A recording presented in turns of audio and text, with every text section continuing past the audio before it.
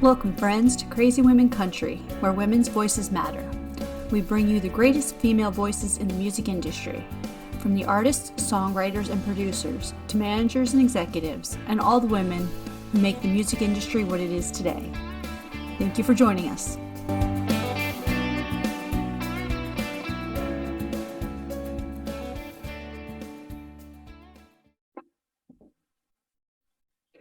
Welcome, friends, to another episode of Crazy Women Country. I'm Donna, and today I'm here with Melissa Pettignano.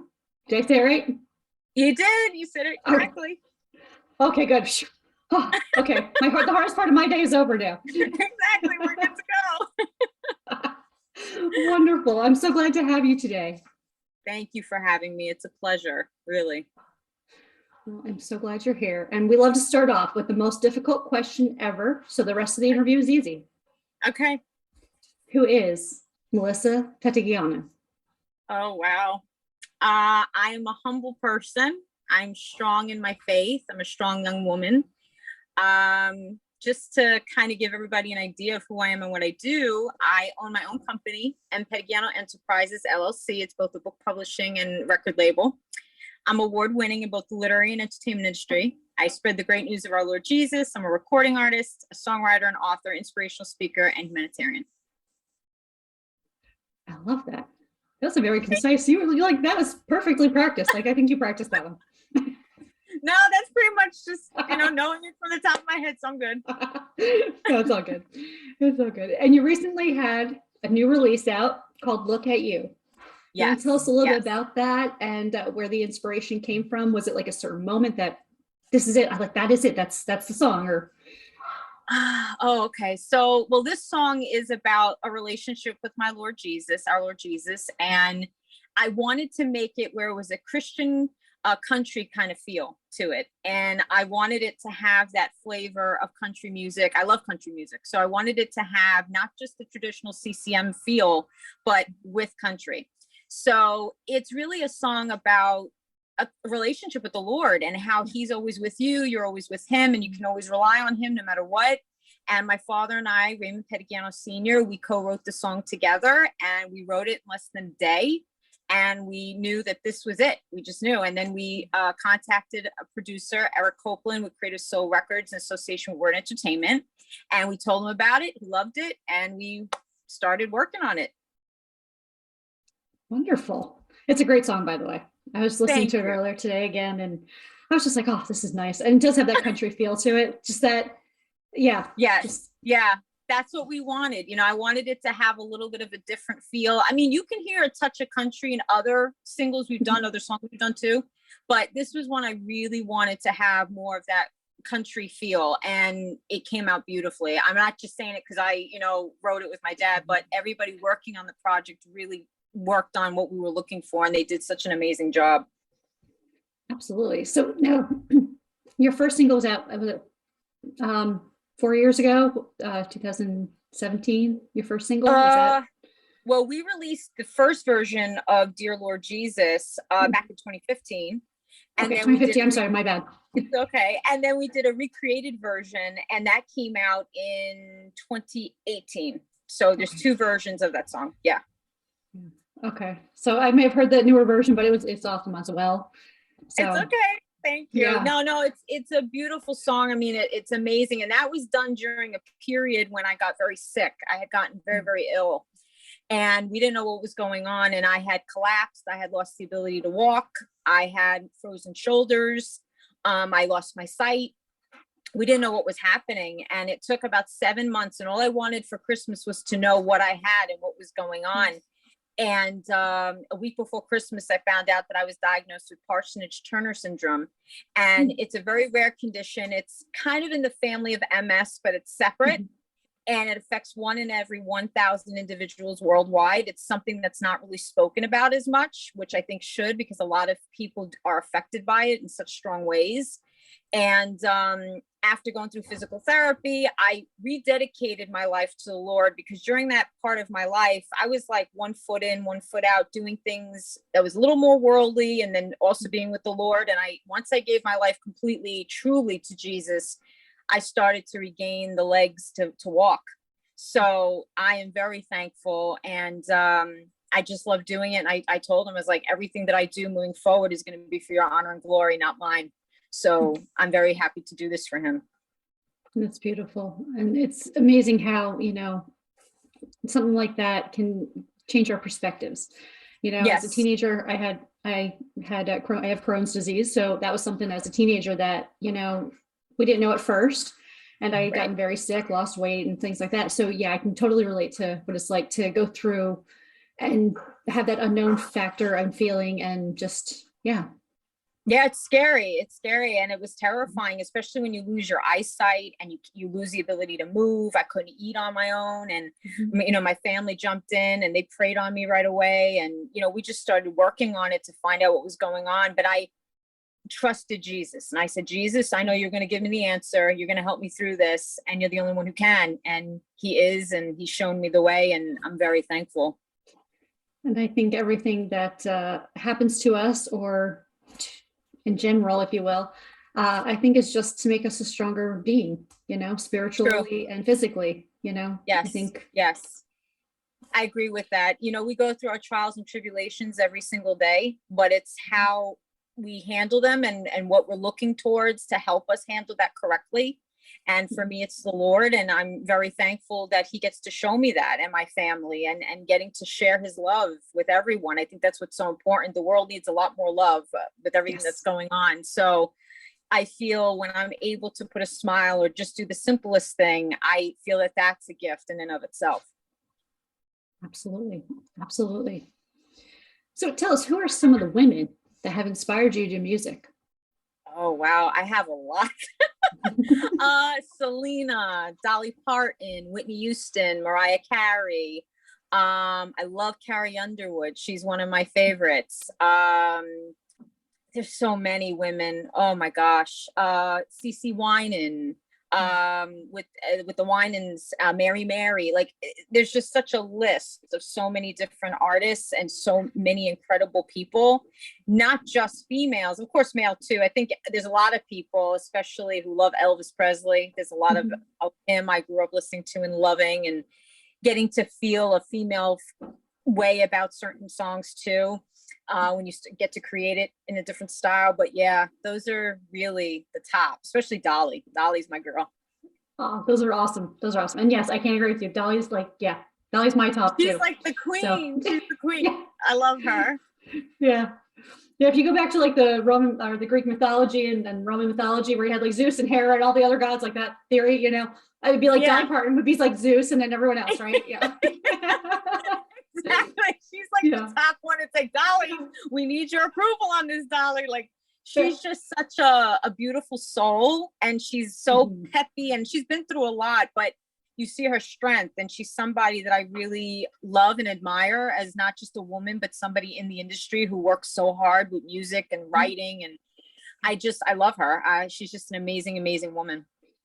Absolutely. And in business too. I mean, she's the first person to say, you know, I wasn't the kind to hand out money to friends and family, but what I did was I created an industry and an area for jobs and stuff so that they can make their own living, you know. And that, I think, holds such a precedent to, you know, like anyone, like, yeah, it's just beautiful. And how much she does for philanthropy and just, yeah. Oh, she's incredible. I mean, I've gone to Dollywood multiple occasions for different events and just to stay there. And I feel like when you're there, you're home, you know, you're just really getting to relax and have a good time and be with family and friends. And she makes you feel like one of the family. So that's one of the things I love about her, because I come from a very big family on both sides. So getting that feel when you're going away is really nice. Absolutely. Absolutely. So would you like to talk about the book release? Now, I know you have one book out. Would you like to tell us about your book? Well, yes, my book is entitled Suzanne Lantana. It's a collection of short stories, fiction, nonfiction. It's to let every young girl and boy know that they can make it through anything, and that the light's always at the end of the tunnel. We did a short story regarding 9/11 in there because I lost my aunt 9/11. So we wanted to help encourage families and children that they can overcome tragedy, something as high as that. And we did release a second book, but we're currently I guess you could say revamping it. We're going to be adding some new stories to it, and then we'll be doing a re-release. So I'm very excited about that. Wonderful. It sounds awesome. And I was just going to ask you, I'm glad that you mentioned that, because I was going to ask when you said the fiction, nonfiction, if you took some real life events of your own and added to it. Yes, So I did. I'm glad to know. Yeah, I wanted to make sure that you can feel the realness in it, but also, you know, some things were tweaked, you know, like for example, one of the stories, Suzanne gets an iguana, and I never got an iguana, but I always loved iguanas. I thought they were, you know, adorable as an animal. So I was like, okay, well, let's try to stick that in there somewhere. But yeah, in regards to 9/11, that is a true story through and through, just using the characters to explain in a lighthearted manner, so to speak, not in a scary way, because I wanted children and their families, when they're reading it, you know, to kind of get the idea of it, but not get, you know, some could get very, very upset very quickly. So I didn't want it to be that kind of a way. I wanted them to really feel comfortable getting to learn about it firsthand from somebody who's gone through it. Absolutely. And I think that's such, you know, a pivotal moment. Like that's going to be something that's going to be always in history. So to have that in a book like that, you know, in general, and just bring that education about what had happened and things like that, and not in a, like you said, in a scary way or in that fearful way, but in a let's talk about it, let's educate, you know, this is what happened. And, you know, I think that's always a plus. Especially when it's from your experience. And I always feel it's always best to do something always out of unconditional love and respect. You know, people can agree to disagree on so much stuff, but as long as you discuss it out of unconditional love and respect, I feel things could go a lot farther, and a lot of people can grow better. So that was really my mindset when I wrote that, and even when I write all my other stuff. So that's very important to me. That's awesome. Love that. Yeah. So would you like to get into our 20 crazy questions? Yes, let's do it. Okay, there's no right or wrong answer, and I promise we will not get arrested. Yeah. Okay. Well, tell us, what song do you rock out to that gets you going?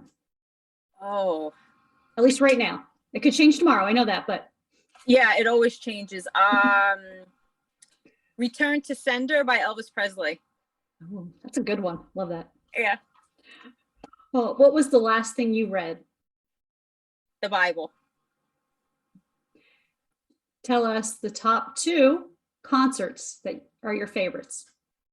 Oh my gosh. Well, getting to see NSYNC. I got to see them, and that's like a while ago, but that was one of my highlighted concerts. And then getting to see my uncle perform when he's part of a doo-wop group called Vito and the Citations. So when I get to see him perform, it's always fun. Oh, wonderful. What job would you be terrible at doing? It's so funny. I never even thought about that. We may have to circle around to that one. Okay, we'll come back to that one. Yeah, we'll come back to that. Oh, what's the first thing you would do if you won the lottery? Oh, that's simple. I donate and then help my family. Yeah. Do you have a game plan for zombie apocalypse? No, just prayer and doing what the Lord wants me to do. That's it. Perfect. Oh, tell us, what albums or artists should we listen to before we die? Definitely Whitney Houston, definitely Mariah Carey. I would say back in the 90s, her 90 albums, Dolly Parton, of course, Elvis, especially his older albums, the Christmas albums. I also like, there's a group, Pentatonic. I don't know if maybe you've heard of them. They are beautiful. They're a cappella. Love listening to their music. So there's a couple there. Beautiful. Those are all great choices. And if you all haven't listened to any of those, we better get out there and do that after the interview. Yes, please. Well, who would play you in a movie about your life? Oh my God, that's such a good question. There are a lot of great actresses out there, but I don't know. You know what's interesting? There was a young girl. I know she's not a known person, but there was a young girl on a show on AGT. And I could relate to her when I was younger, because she went through a lot of similar things like myself. And when I watched her on that show with Simon Cowell and, you know, Heidi Klum and all that, I said, this is a young girl that I could see playing the younger version of me. So if she's watching this, just keep that in mind. You never know. One day I may be coming to ask you to play my life story. So that may happen. You never know. So she's not a known actress, but she sings, and she's somebody I kept an eye on. Wonderful. I'm excited for that. Yeah, we'll get that scripted tomorrow. Yeah. It'll be very interesting. I'll tell you that. There's a lot of stuff that can come out, which is a good thing. Oh, it's all good. It's all good. It's called life, right? Exactly. Can't go wrong. So, boots or heels? Boots. Where's Waldo? I'm hoping home.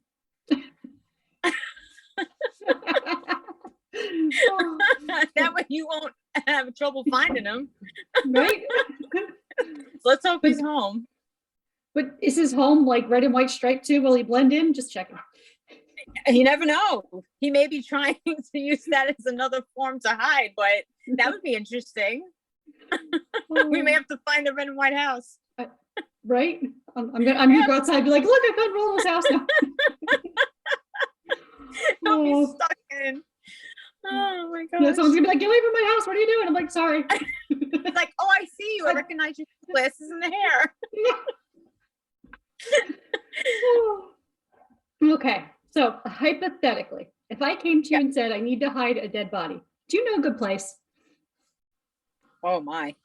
Well, aside from a graveyard, a good graveyard, probably underneath a home. Underneath, like in a cellar kind of area, you know, just like a freezer kind of thing, or behind a wall, that kind of thing. Those are good places. I like those. Yeah. Just not my home, right? No. Oh. So what's the best thing since sliced bread? Oh, I love fried chicken. Ooh, sounds good. Yeah, that's my other slice of pie. Like, yeah. Can't go wrong with good food. No, and our family loves it, so we're very big on cooking. Yeah. What's the worst pizza topping? Oh, I can't take anchovies. That's gotta go. I'm sorry to all the anchovy lovers out there. I just can't. That's gotta go. For me, it's gotta go. And it's funny, I never used to be a pineapple pizza person, but as I got older, I kind of now got adapted a little bit more to that. So that's a good thing. But the anchovy, oh no, I can't. I just can't. I'm glad you mentioned the pineapple. That's the hot topics are really pineapple. And I think now anchovies are like the two hot topics in pizza this year that I'm talking about. I swear. I mean, there's olives here and there and onions and weird things like that, or normal things like that. But anchovies and pineapple, it's either you love or hate either or both. So, yeah. No, I've adopted to the pineapple, but the anchovies, I can't. I just can't do it. I don't blame you. Not at all. Yeah. Oh. So, do you have any guilty pleasure music? If so, what is it? Guilty. I like Bruno Mars. I can listen to him, good clean versions, and Silk Sonic, the good clean versions. That I can listen to all day long. Wonderful. At what age do you feel that you became an adult? I grew up rather quickly, very fast. Like, I guess for me, I really felt more like, okay, I hit adult phase like 21. That's when it really hit me. Like, okay, now I'm an adult. Even though they say you're legal when you're 18, but it was 21. Yeah, I think it's when everything starts hitting you and the responsibilities, and you're like, oh man, I'm responsible for everything. It's me. Yes. Yeah, I gotta pay this bill. I gotta go take care of that. Yeah, exactly. So 21 for sure.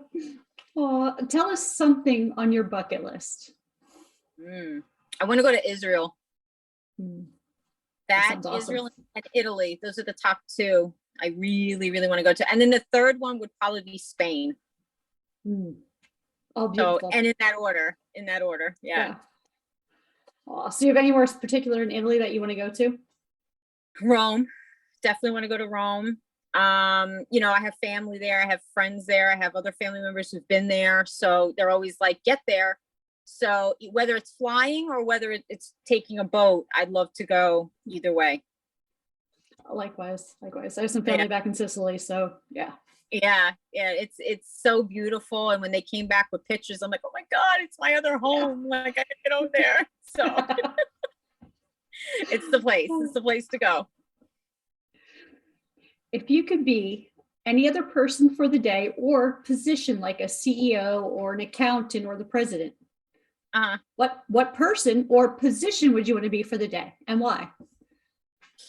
Female president. And the reason for that is because I see so much stuff going on that I just want to jump in and help. I just want to start changing things for the better and see things happen for the better. No matter who you are, what you are, where you come from, I just want everybody being okay. And I want everybody living healthy and happy and enjoying their lives. That's all I want. Yeah. That's beautiful. Tell us, what would you like to magically clean itself? The laundry, the dishes, the house? The bathroom. That would be number one. You know, I clean the bathroom a lot. So I'm like, yeah, please. If I had a magic wand, the bathroom would be the first thing, and then I'll go on to the next thing. So yeah, definitely the bathroom. Cool. So I think I know the answer to this next question. Would you rather cook or order in? Cook. Favorite dish? Other than fried chicken. Baked ziti. Oh, nice. Yes. The baked ziti with Italian bread and a delicious Italian salad.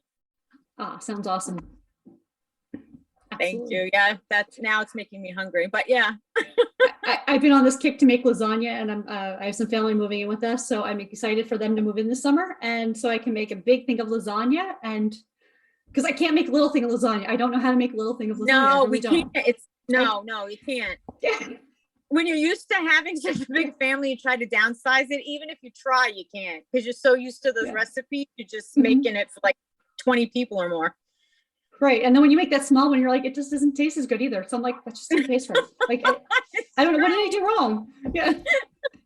It's true. And it's like, all right, just don't mess it up. If it's not broke, just leave it. Yeah. Leave it alone. Exactly. I love it. I love it. So my neighbors will get some lasagna. We'll have some lasagna. Everyone's going to have lasagna. It's going to be a block party lasagna thing here. The biggest thing is the desserts, though. We have to make sure the table's full of desserts. So with us, we always have the pastries, the Italian cookies, the cakes, whether it's made or baked or whatever. We do the whole thing.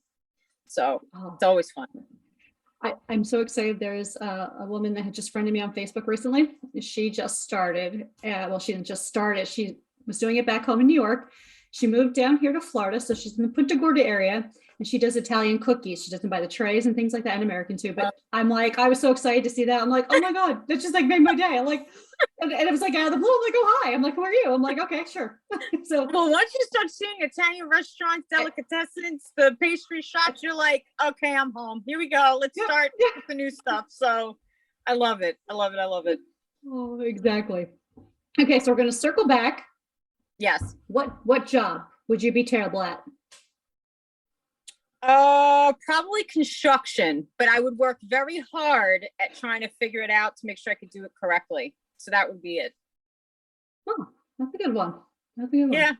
Yeah, construction. Yeah. Because I have friends and family in it, and I always try to figure out like how the heck this is done. And I'm like, oh God, I'd be here for days trying to figure this thing out, but I would do it. I still will work very hard to make sure I do it correctly. But yeah, it'd be construction probably. Yeah, and I think some of the stuff like that, like any other skill, right? You just need to take time to learn it. That's it. Exactly. Yeah, it'll take me a while, but I'll get there. And even if you're not good, you're still trying. That's all that matters. Exactly.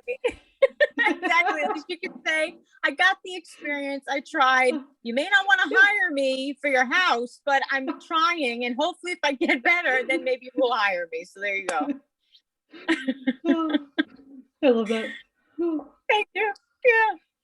Okay. So the last question. Do you live by any words of wisdom? If so, what are they? Never, ever say never. Because in life, you could say, oh, no, I'll never do that, but you never know. So never, ever say never, and always go for your goals. Those are beautiful words of wisdom. Thank you. Those are the top two. Always has been since I was a kid. Keep at those for sure. And if anyone needs some words of wisdom, you should definitely take those. Yes, please. So tell us, what does the rest of 2022 look like for you? Like, some more songwriting, some more book, obviously revamping the books, second book. And so there is a lot of exciting things going on. First and foremost, I was nominated for the Josie Music Awards, and that's going to be at the Grand Ole Opry in October of this year. And I'm nominated for Vocalist of the Year for Christian Gospel Inspirational and Single of the Year for Christian Gospel Inspirational. And I'm also going to the Dove Awards. Thank you. And I'm also going to the Dove Awards. So this will be my first appearance at the Dove Awards. Look at You will be also showcased through it. And I'm very, very excited about it. So I get to walk the red carpet. It'll be televised, all that good stuff. So I'm very, very excited. And we're also working currently on some Christmas music. So that's what's happening right now. That's really exciting. And for anyone outside of the music writing realm, if you don't know, the beginning of summer is Christmas writing season. I just want y'all to know it's very hard sometimes to get into the Christmas mood when it's like 100 degrees out. Although I live in Florida, so it's always 100, 80. But you know what I mean? Yes. And it's that time, especially Christmas in July. That's another fun fact. I love starting my Christmas shopping in Christmas in July. Of course, during Christmas time, I'm doing shopping, but Christmas in July for me and my house, we kick it off. So it's already starting with the shopping and getting everything that we need. And it also helps because once the holidays come around, you have that time to kind of sit back and relax a bit, and you can, be more with family and friends. And really just enjoy that time too. Yeah. Yeah. It's nice. Yes. Yeah. Exactly. So full plate, but very excited. I'm pretty sure I could get some of my lights up here in Florida. It'll just look like I'm decorating early. Well, not really decorating early, but it looks like I'm just putting lights out for, whatever, I don't know, activities I'm doing here. Yeah, just leave the lights up and you don't have to turn them on. And then when it's ready to go, you flip them and then you're good to go. Yeah, maybe we'll get the LED light changing colors. We'll do like orange for the Halloween, maybe like brown for, I don't know about brown for Thanksgiving. Yeah, maybe orange. We'll still stick to orange for Thanksgiving. Yeah. And then don't forget, they have now Thanksgiving trees. So you can put like beautiful like orange and turkey type trees they make now. And they have lights on it. You can put it in the window. So it's like Christmas, but it's for Thanksgiving. Nice. Huh. Yeah. Now I know I have family and friends that normally put up Christmas decorations, obviously leading into, a little before Thanksgiving. We do it too. But we've also had a lot of Thanksgiving. We do a lot of Thanksgiving decorations, especially the tree and different lights. So it's a nice transition, and the beautiful Thanksgiving wreaths you put up too. Mm-hmm. So you can always make a nice transition into all of that. Absolutely. Absolutely. And there's so much, that can follow through for both actually, and yeah. Oh yeah. Yeah, definitely. I think in our house, we start at the, I think it's, if I'm not mistaken, like the end of October, we start. That's when we start. I mean, yeah, I know Halloween, everybody's hyped up on sugar, but then once at the end of Halloween comes, then we're like going right into Christmas, but with the touches of Thanksgiving as well. So it's like a beautiful blend. And there's nothing wrong with that at all.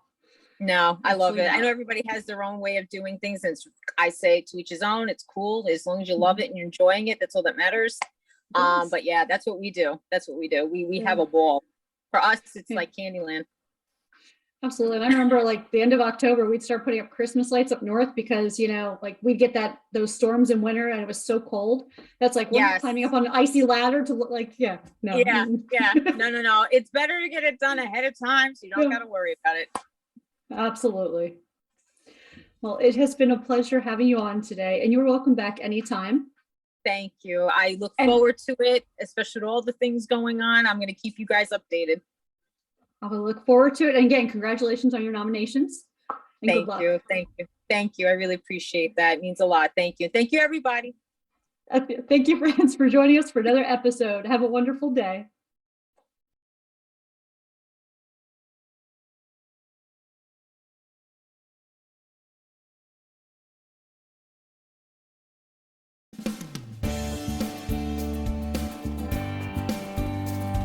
If you enjoyed today's episode of Crazy Women Country, don't forget to give us a thumbs up. Be sure to click the subscribe button for new interviews weekly. And thank you, friends, for joining us today on Crazy Women Country, where women's voices matter.